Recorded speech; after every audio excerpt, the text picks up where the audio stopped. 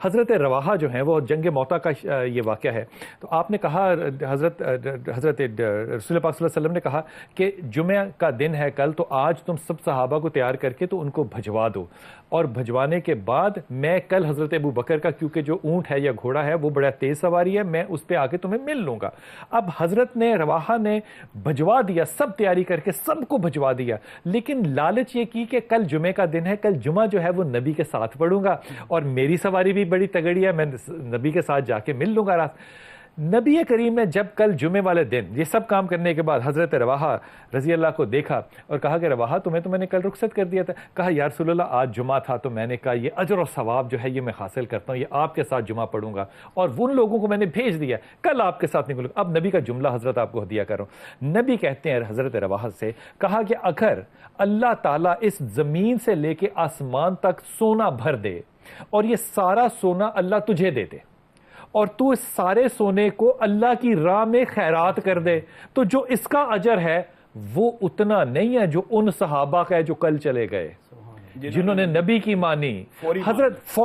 حضرت یہ جو روایت ہے جو ہم اپنی کسی بھی عقل کی وجہ سے کہتے ہیں کہ اللہ کیونکہ شارک سے قریب ہے تو پھر اللہ سے ہمارا ایک ڈائریکٹ تعلق تو ہے نا، اور وہ ہے، اس پہ تو کوئی دو رائے نہیں ہے، تو پھر بیچ میں کسی کو ڈالنا یا خاص راستہ اختیار کرنا یہ مسلکی مسئلہ ہے یا یہ واقعی دین کی حقیقت ہے؟ بسم اللہ الرحمن الرحیم۔ بلال بھائی آپ نے سوال بڑا لمبا کیا، میں کچھ ٹائم لوں گا۔ سب سے پہلی بات تو یہ ہے کہ جو بات آپ نے کیا منت کے حوالے سے، اس کے بارے میں بھی میں بعد میں گفتگو کروں گا، لیکن چونکہ اب جو سوال آپ نے کیا اس کا میں جواب دیتا ہوں۔ وہ یہ ہے کہ اللہ رب العزت نے قرآن پاک میں اعلان یہ کہا ہے کہ وسیلہ تلاش کرو، لیکن اس کا وہ مفہوم اور مطلب نہیں ہے جو معاشرے میں عام ہے۔ کیا مطلب؟ جو طاہر صاحب لے رہے ہیں، جو آپ نے نہیں، وہ تو اتباع رسول کے بغیر تو انسان کا چارہ کار ہی۔ بات یہ ہے کہ آپ خود ابھی بیان کر رہے ہیں، اللہ کہہ رہا ہے میں قریب ہوں، بندہ کہ نہیں اللہ تو قریب نہیں، اللہ کہہ رہا ہے میں قریب ہوں، نہیں تو دور ہے، اللہ کہہ رہا ہے میں قریب ہوں، بندہ یہ نہیں کہہ رہا تو دور ہے۔ نہیں، اس طرح معاشرے میں فلسفہ موجود ہے نا کہ اس تک پہنچنے کے لیے ایک واسطہ، وسیلہ، توسل، کوئی نہ کوئی ذریعہ ہونا چاہیے۔ اللہ کہہ رہا ہے اجیب دعوت الداعی اذا دعان، اللہ کہہ رہا ہے کہ جب بھی کوئی پکارنے والا مجھے پکارتا میں اس کی پکار کو سنتا ہوں اور جواب دیتا ہوں۔ نہیں، اللہ تو نہیں سنتا۔ ہمارے معاشرے میں تو یہ فلسفہ کہ کوئی ذریعہ چاہیے، کوئی وسیلہ چاہیے، کوئی واسطہ چاہیے۔ کوئی نہیں کہتا کہ معاشرے میں عام لوگوں کی، عام فہم لوگوں کی بات کر رہا ہوں۔ عامی لوگوں میں تو وہ ہو سکتا ہے، ورنہ عام لوگ یہ کیسے کہہ سکتے ہیں کہ اللہ تو یہ کہہ رہا ہے میں سنتا، تو نہیں سنتا، یہ تھوڑی کو کہہ رہا ہے۔ یہ معاشرے میں ایک عامی لوگوں کا کنسپٹ یہی ہے معاشرے کے اندر۔ اور آپ یہ دیکھیں، چلیں اس سے اپوزٹ میں آپ کو مثال دیتا ہوں، آپ کو سمجھ آ جائے گی۔ اللہ الحی ہے، اللہ القیوم ہے، اللہ کو نیند آنا تو دور کی بات ہے، اونگ بھی نہیں آتی۔ اللہ تعالیٰ کو تو سننے اور سنانے کے لیے وسیلہ، توسل وغیرہ چاہیے، لیکن جو دنیا سے چلے جاتے ہیں چاہے 1000 کلومیٹر دور دفن ہو، وہ براہ راست سننا شروع کر دیتے ہیں۔ یہ معاشرے میں فلسفے موجود ہیں بلال بھائی، اس کو ڈینائی نہیں کرنا چاہیے۔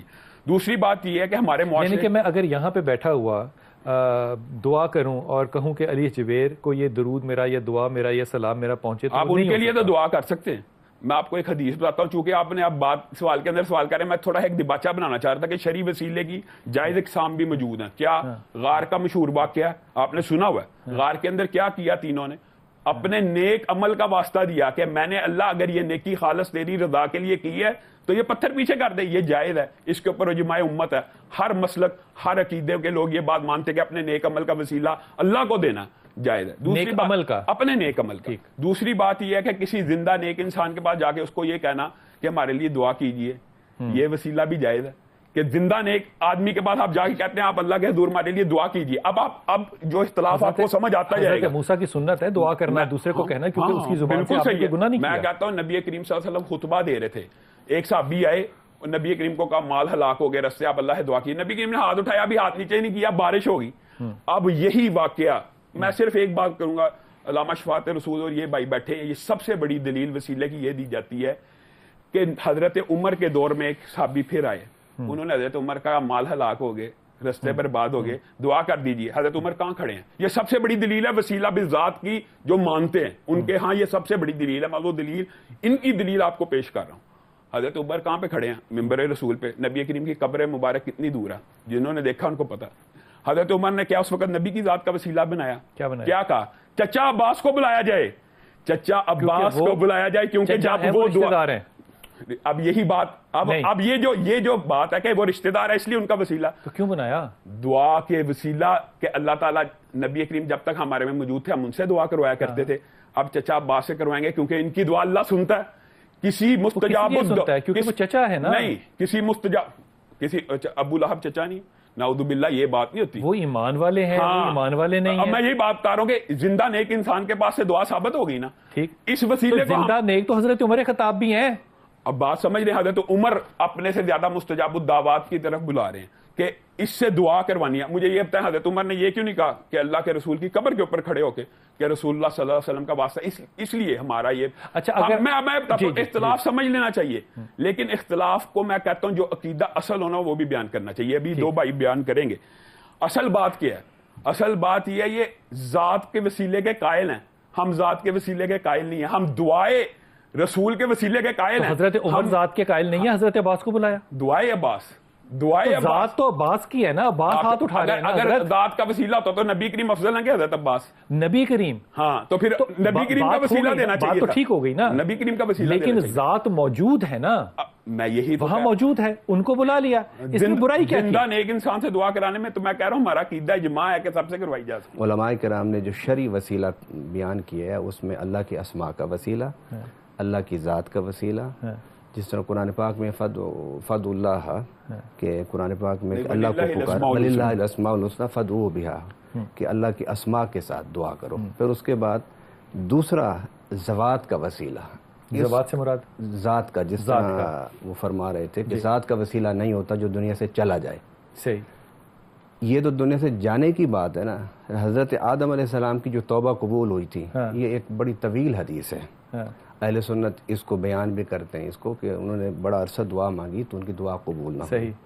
انہوں نے پھر ہاتھ اٹھائے اور دعا مانگتے ہوئے یہ کہا کہ اللہ, میں نے اپنی تخلیق کے وقت کہ کعبہ کے ماتھے پر تیرے نام کے ساتھ ایک اور نام لکھا ہوا پایا تھا, محمد رسول اللہ صلی اللہ علیہ وسلم. تو میری توبہ قبول کر ان کے وسیلے سے. اب یہ ذوات کا وسیلہ اس وقت اور کوئی ذات ہے نہیں. بلال بھائی, ایک بات پوچھنا چاہتا ہوں, صرف پوری ذوات کا وسیلہ. اب حضور صلی اللہ علیہ وسلم ابھی دنیا میں تشریف نہیں لائے, اور حضرت آدم علیہ السلام اللہ سے ان کی ذات کے وسیلہ سے دعا مانگ رہے ہیں, اور اللہ تعالیٰ نے ان کی دعا کو قبول فرمایا. اور اس کے بعد پھر حضور صلی اللہ علیہ وسلم کے چند اوصاف اور کمالات اور فضائل اور مناقب وہ اللہ تعالیٰ نے بیان فرمائے. یہ جو آپ فرما رہے ہیں یہ حدیث قدسی ہے. اب میں ایک بات, حدیث ہے, باقی رہی بات کرنا جرح تعدیل اور اصول حدیث کے حوالے سے, تو جو یہ حدیث بیان کریں گے اس کا ذوق میں بھی ثابت کر سکتا ہوں. میں بلال بھائی یہ پوچھنا نہیں چاہتا, میں ایک اور سوال کرتا ہوں علامہ صاحب. میں یہ کہتا ہوں کہ یہ دنیا کی کس حدیث کی کتاب میں ہے, بس یہ بتا دیں. حدیث کی کتاب میں تو ہونی چاہیے یہ حدیث, اگر یہ حدیث ہے. نمبر ایک بات. نمبر دوسری بات, یہ تو کتاب الشفاء میں موجود ہے, یہ تو حدیث کی کتاب میں ہی نہیں ہے. نمبر ایک بات. دوسری بات یہ ہے, علامہ صاحب حافظ قرآن ہے, علامہ صاحب قرآن کی آیت کا ترجمہ کریں. فَتَلَقَّىٰ آدَمُ مِن رَبِّهِ كَلِمَاتٍ. اللہ کہہ رہا ہے آدم کو اللہ نے کچھ کلمے سکھائے اس کی توبہ کے لیے. اللہ کہہ رہا ہے, کیا قرآن اور حدیث متعارض ہو سکتے ہیں؟ اور اللہ نے کیا وہ کلمات کون سے ہیں؟ ربنا ظلمنا انفسنا وان لم تغفر لنا وترحمنا لنکونن من الخاسرین. اللہ کہہ رہے ہیں آدم کو یہ کلمات سکھائے, آدم کی توبہ ان کلمات کے ذریعے ہوئی. آپ بتا رہے ہیں, وہ کہہ رہے ہیں. میں واپس آتا ہوں اور ان سے پوچھتے ہیں کہ یہ حدیث جو ہے وہ کہاں پر ہے. چھوٹا سا وقفہ لیتے ہیں, واپس. بسم اللہ الرحمن الرحیم. موضوع جو ہے وہ میں تو بات کرنا چاہ رہا تھا منت کے اوپر, لیکن یہ وسیلے پہ بات آ گئی. حضرت آپ کی جو روایت ہے وہ کہہ رہے ہیں وہ ضعیف نہیں ہے, وہ ہے ہی نہیں, وہ موجود ہی نہیں ہے, تو ترجمہ کرنا یا اس کی تشریح کرنا تو پھر بالکل ہی بے معنی ہوگی نا بات. میں نے اسے آج 8-10 کتابوں سے اس حدیث مبارک کو پڑھا ہے, اور بے شمار مستند علماء اور محدثین نے اس حدیث کو بیان کیا. صحیح. اور حضرت آدم علیہ السلام کی توبہ کا جس جگہ بھی آپ کو ذکر ملے اس میں میں بڑے دعوے سے کہہ سکتا ہوں کہ آپ کو 70% کتابوں میں یہ حدیث ملے گی آپ کو. ایک بات میں ذرا اپنا موضوع پورا کر لوں. اب آپ دیکھیے کہ حضور صلی اللہ علیہ وسلم جب تشریف فرما تھے تو اس وقت ایک صحابی آیا, اس نے کہا حضور میرے لیے دعا فرمائیں بیماری کی شفا کے لیے یا آنکھوں کی شفا کے لیے. وہ اندھا جو آیا, یہ بخاری شریف ہے, یہ حدیث ہے. جی بالکل. اچھا, اب حضور صلی اللہ علیہ وسلم نے اس کو ایک طریقہ بتایا, تو اس میں واضح لفظ ہیں کہ وسیلہ نبی سے نبی رحمت کے وسیلے سے تم نے دعا مانگی, اللہ نے دعائے رسول. اچھا نہیں, خود بھی مانگی, خود بھی مانگی, حضور نے دعا مانگی, حضور نے دعا مانگی, اس کو بھی طریقہ بتایا کہ تم اس طریقے سے دعا مانگو. فرمایا جاؤ وضو کرو, وہ وضو کر کے آئے, حضور صلی اللہ علیہ وسلم کے پاس بیٹھے, انہوں نے پھر اس طریقے سے دعا مانگی تو اللہ تعالیٰ نے ان کو شفا. جو آپ فرما رہے ہیں کہ حضرت اس میں ہمارا کوئی اعتراض نہیں, نہ ہمارا اس سے اختلاف ہے, ہم دعائے رسول کے وسیلے کے قائل ہیں. اگلی حدیث میں نے اس میں وسیلہ بھی ہے, دعائے رسول کے ساتھ ساتھ حضور صلی اللہ علیہ وسلم کے وسیلہ سے, حضور صلی اللہ علیہ وسلم کی موجودگی میں حضور صلی اللہ علیہ وسلم سے دعا کروا رہے ہیں. نہیں دعا نہیں کرائیے, پھر دعا کے بعد پھر فرمایا کہ کہا کہ میرے وسیلے سے مانگو, اللہم انی اسألک بوسیلۃ نبی کا, وسیلۃ دعائے نبی ہے, لیکن نبی کے وسیلے سے مانگو, وسیلے سے مانگی. اچھا وہ حضور نے نہیں مانگی دعا, اس نے مانگی. حضور کا ذات کا وسیلہ, آپ ذات کے وسیلے کے تو آپ بھی قائل ہیں, دعائے ذات کے. اچھا میں بات پوری, دعا مانگی, اللہ نے ان کی آنکھیں تھی. اب حضرت عمر فاروق رضی اللہ تعالیٰ عنہ حضرت عباس رضی اللہ تعالیٰ عنہ کو بلا کے یہ کہا کہ اللہ ہم پہلے ہیں تیرے نبی کے وسیلے سے دعا مانگتے تھے, دعائے وسیلے کا لفظ نہیں ہے وہاں پر, تیرے نبی کے وسیلے سے دعا مانگتے تھے, اب ہم تیرے نبی کے چچا کے وسیلے سے دعا, اس میں بھی دعا مانگتے ہیں, دونوں میں دعا کا لفظ آپ خود بیان کر رہے ہیں, دعا مانگتے ہیں, نہیں 8 سالوں کا مانگتے ہیں, دعا کا لفظ نہیں ہے کے وسیلے سے. اچھا نہیں, اب آپ واضح ہوا کہ رسول اللہ صلی اللہ علیہ وسلم کے چلے جانے کے بعد رسول اللہ کا وسیلہ حضرت عمر نے نہیں دیا. نہیں میں بتاتا ہوں, اب آپ صلی اللہ علیہ وسلم کے بعد حضرت عباس کا وسیلہ, اور وسیلہ ہے, ہم سوال مانگتے ہیں تو اسے ان کے وسیلہ سے, آپ اس کو دعا کہہ دیں یا سوال کہہ دیں. میں یہ کہتا ہوں حضرت عمر فاروق رضی اللہ تعالیٰ عنہ نے حضور صلی اللہ علیہ وسلم کے تشریف لے جانے کے بعد حضرت عباس کے ذات کے وسیلہ سے دعا کرتے ہوئے اس بات کی وضاحت کر دی کہ صرف ذات نبی کا وسیلہ نہیں پیش کیا جا سکتا, بلکہ نبی کے علاوہ جو نیک شخصیات ہیں, صحابہ ہیں, اہل بیت ہیں, اولیاء کرام ہیں, ان کے وسیلے کی ذات سے بھی تم دعا کر سکتے ہو. تیسری بات اصول مرتب ہو گیا, یہ اصول نفی نہیں ہے, یا تو مجھے نفی دکھا دینا اس حدیث میں, واضح ہے کہ زندہ سے کروائی جائے, نہیں زندہ کی لفظ بھی نہیں ہے اس میں, عباس تو زندہ تھے, نہیں میں یہ نہیں تو وسیلہ تو نبی کا اولا ہے, نبی کریم سے افضل تو عباس بھی نہ ہو سکتے. عرض کرتا ہوں, حضور صلی اللہ علیہ وسلم جب دنیا سے تشریف لے گئے تو صحابی آئے, انہوں نے کہا کہ حضور کہاں جلوہ کریں, انہوں نے کہا حضور تو دنیا سے تشریف لے گئے. تو وہ آ کے حضور کی قبر انور پر رونے لگ گیا اور بڑی دیر روتا رہا اور کہا حضور میں نے اپنی اوپر ظلم کیا تھا, تو میں اس کی گناہ کی بخشش کے لیے آپ کے پاس آیا ہوں, کیونکہ قرآن نے کہا ہے وَلَوْ أَنَّهُمْ إِذْ ظَلَمُوا أَنفُسَهُمْ جَاءُوكَ, کہ جب تم اپنی جانوں پر ظلم کر بیٹھو تو میرے نبی کے پاس آ جاؤ. تو آؤ گے یہاں پر, تو اگلی پھر آیت ہے. اب وہ آ کے وہاں بیٹھے رہے اور یہ آیت کب پڑھتے رہے. تھوڑی دیر کے بعد وہ اٹھ کے جانے لگے, تو احادیث میں ہے کہ وَنُودِيَ مِنْ قَبْرِ الرَّسُولِ صلی اللہ علیہ وسلم أَنَّهُ قَدْ غُفِرَ لَكَ, کہ حضور صلی اللہ علیہ وسلم کی قبر انور سے آواز آئی, فرمایا میری قبر پر آنے والے مایوس نہ جا, اللہ نے تیرے گناہ بخش دیے ہیں. یہ حضور صلی اللہ علیہ وسلم کی دنیا سے جانے کے بعد. اب اگر تو اس حدیث کو مانیں گے, حدیث تو بعد بنے گی, ورنہ وہ حدیث کو کہیں گے ایک منٹ بلال صاحب نہیں, مجھے ایک بات کہنے دیجیے, ایک بات, تاکہ میرے مسئلے, آپ حضرت بات کر رہے ہیں بار بار احادیث کے, یہ حدیث نہیں ہے, یہ حدیث معتبر کتابوں میں نہیں, اساسیات ستہ میں نہیں, بات حدیث کی نہیں ہے. اب ہم لوگ رفع دین نہیں کرتے, جی حضرت کرتے ہیں یا رفع دین, ان کے پاس بھی آپ تو رفع دین کی حدیث کو مانتے ہیں. اچھا ان کے پاس رفع دین کی حدیث کو مان کے نہیں کرتے, ان کے پاس بھی حدیث ہے کہ حضور صلی اللہ علیہ وسلم نے رفع دین کیا. ٹھیک, ہم کہتے ہیں حضور صلی اللہ علیہ وسلم نے کیا تھا لیکن آخر حیات میں منسوخ ہو گیا یہ. اب حدیث تو آپ کے پاس بھی, حدیث ہمارے پاس صلی اللہ علیہ وسلم اگر ایک دفعہ بھی کوئی عمل نہ کرے, مثلا انہوں نے رفع دین زندگی میں ایک مرتبہ بھی نہ کیا, تو ہم اسی وقت مان لیتے. ہمیں اس بات پہ اعتراض نہیں, وہی بات ہے جو خود بیان کر دیا کہ یہ کہیں گے کہ ساتھ ستہ میں نہیں ہے. یہ نظر اور منت اور اپنا جو وسیلہ ہے, یہ دو الگ الگ موضوعات ہیں, کیونکہ قرآن پاک میں رب العالمین نے فرمایا وَلْيُوفُوا نُذُورَهُمْ, کہ انہیں چاہیے کہ اپنی نظروں کو پورا کریں. اور حضرت نظر سے مراد ہے جو منت مانی ہو, منت اور نظر. قرآن پاک میں جو لفظ استعمال ہو اور فقہ کی اصطلاحات, فقہ میں اور احادیث میں وہ لفظ نظر ہے. اب وہ ایک نظر شرعی ہوتی ہے, ایک نظر لغوی.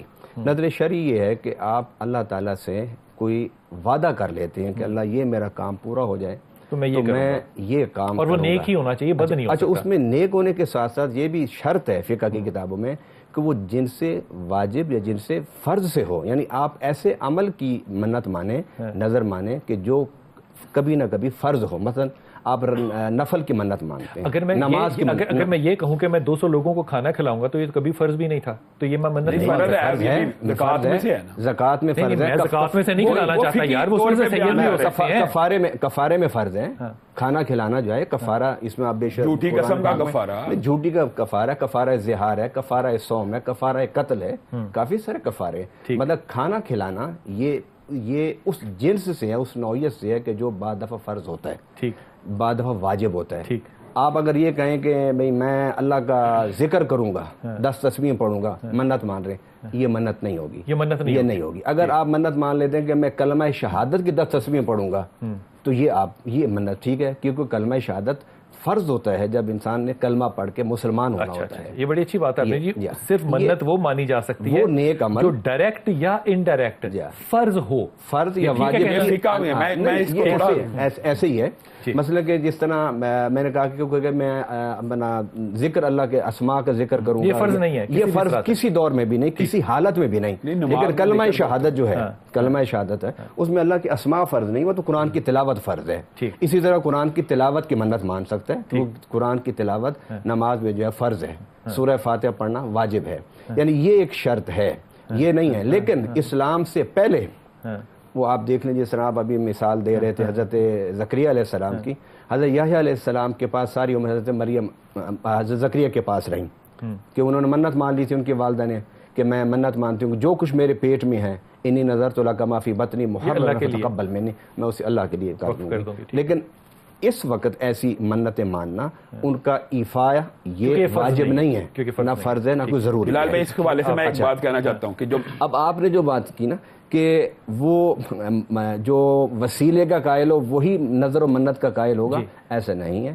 کہ وسیلہ ایک الگ موضوع ہے, نظر اور منت الگ. نظر کے حوالے سے نا بخاری شریف کے اندر, مسلم شریف کے اندر جو پہلی حدیث جس کی طرف یہ جو بات جس کی طرف اشارہ کر رہے ہیں نا کہ واجبات میں سے ہو عدم واجبات, اصل میں بات یہ ہے کہ اس کے اوپر اجماع ہے کہ یہ جو حدیث حضرت عبداللہ ابن عمر کی موجود ہے نا کہ نبی کریم صلی اللہ علیہ وسلم نے فرمایا کہ نظریں جو ہوتی ہیں وہ بخیل سے اس کا مال نکلوا لیتی ہیں, تقدیر نظر سے نہیں ٹلتی.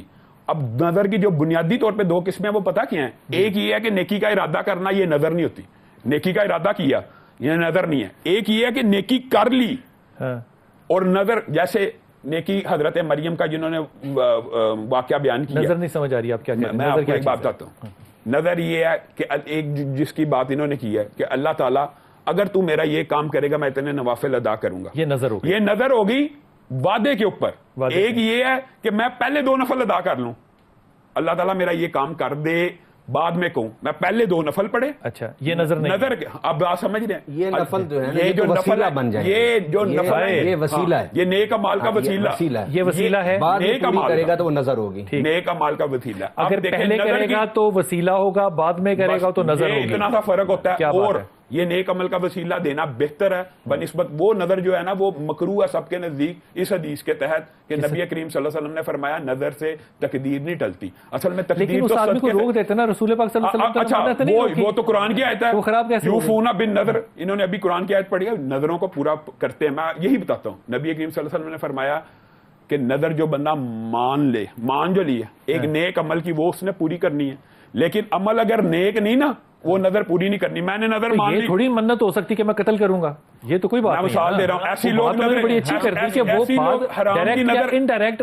فرض ہو. حرام کی نظر منظور نہیں, جیسے آپ نے ابتدا کیا پروگرام سے کہ ایک ٹانگ پہ کھڑا ہونا, ایک ٹانگ پہ کھڑا نہیں ہونا چاہیے مکمل, اس کی جگہ کیا کرنا چاہیے. نبی نے کہا آسانی کرو, سائے میں بھی آ جاؤ اور یہاں پہ آ کے کھڑے ہو جاؤ. تو بات نبی کی سنت کی ہوئی نا, نظر پوری کرنی ہے لیکن غیر شرعی نظر پوری نہیں کرنی. یہ حدیث ہے کہ ایک بندے نے بوانا کے اوپر فرض کیا ہے کہ انہوں نے تو شریعت کا سارا انبار لے لیا نا, بس یہ پیراڈائم ہے کیونکہ وہ فرض ہے ڈائریکٹ یا انڈائریکٹ. اب ایسی نظر بھی لوگ مان لیتے ہیں لیٹس سپوز باتوں میں کہ میں کبھی پیاز کھا کے مسجد نہیں جاؤں گا, یہ اپنے اوپر تکلیف دینے والی ایسی نظر جو انسان کو تکلیف میں مبتلا کرے, یہ فرض نہیں ہے نا, وہ تو بات ہی ساتھ ہے. یہ فرض ہے, پیاز نہ کھا کے مسجد میں جانا فرض ہے, پیاز نہ کھا کے مسجد میں جانا فرض ہے, لیکن انسان کہہ لے یعنی مکروہ ہے نا مسجد میں پیاز کھا کے جانا, منع فرمایا تو اس لیے انسان یہ نظر مانگ لے تو یہ ایسی تکلیف ہے, اس کے بدلے میں کیا کرنا چاہیے, 10 مسکینوں کو کھانا کھلانا چاہیے.